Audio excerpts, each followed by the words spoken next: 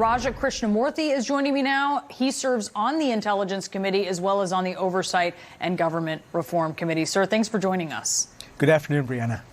I wonder, do you think that the president is going to pardon Stone? And if he does, where does that leave us? Where does that leave the country? Well, I think that he's dangled the pardon often with regard to Mr. Stone and Mr. Flynn, in part to, in my opinion, to signal to them that if they stay on the team, that they don't reveal further information that they might possess about the president, that they'll be taken care of. The interesting part about this, however, is that if he does pardon them, they could be called to testify before Congress at some point, and they would not be able to invoke their right against self-incrimination, their Fifth Amendment right. And so I think that he's walking a fine line. I think he's dangling this pardon, but not necessarily offering it because he doesn't want them to talk. That's very interesting. But if he does pardon them, aside from the fact, as you say, that it could open up information that, for instance, Roger Stone might know, that he might then have to share that with Congress, although it's difficult to see how he might. Where do you think what message does it send that the president would be willing to pardon Roger Stone?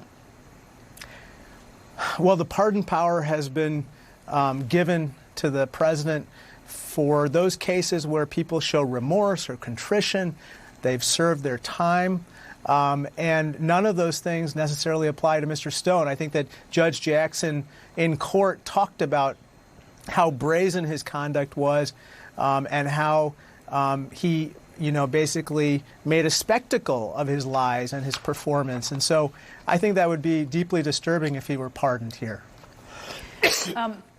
I want to ask you about President Trump appointing the U.S. ambassador to Germany, Richard Grenell, as his acting director of national intelligence. Obviously, in your role on the Intel Committee, this is of utmost concern to you.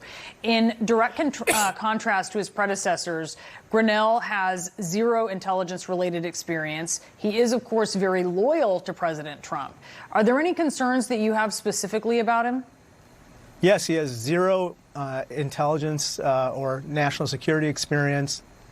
You know, the reason why the DNI was created in the first place was because of 9/11 and the intelligence failures surrounding that, subsequent intelligence failures with weapons of mass destruction around the Iraq War, meant that the American people demanded that the intelligence community produce the truth. And that is what every DNI or acting DNI has tried to do by gathering the best evidence and facts from 17 different agencies and collecting that for policymakers to make the right judgment in protecting our national security. When you have someone like Grenell being nominated, again, I'm sorry, not nominated, but being selected as an acting DNI, what the president is elevating is not necessarily a truth teller, but someone who is going to potentially shade the truth for the president's personal benefit. We don't need a director of national propaganda, however. We need a director of national intelligence. Congressman, thank you so much. Congressman Raja Krishnamoorthi, we are so thankful that you came in. Thank you, former Brianna. National Security Advisor Susan